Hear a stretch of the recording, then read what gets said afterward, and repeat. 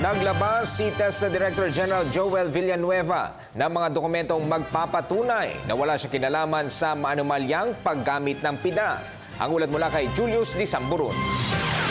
Sa regular na bulong-pulungan, ipinakita ni TESDA Director General Secretary Joel Villanueva ang ilang dokumentong magpapatunay na wala siyang kinalaman sa maanumalyang paggamit ng pondo ng bayan. Kabilang sa kanyang ipinresenta ang pamimeke ng kanyang pirma, titulo ng kanyang kinakatawang party list sa Kongreso at ang questionableng pangalan ng isa umano niyang staff. Kaya tiwala si Villanueva na malinis ang kanyang pangalan at alam din naman daw ng publiko ang katotohanan hinggil dito. Bukod sa kaso sa COA ay naisama din ang kalihim sa mga pangalang kinasuhan sa PDAF anomalies. Again, I'm more than willing to answer any allegations being filed against me.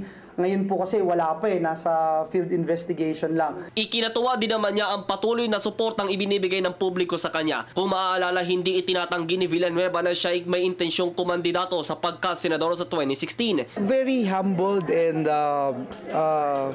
very heartwarming, no? Totoo talaga na kung ano yung tinanim mo, yun yung aanihin mo.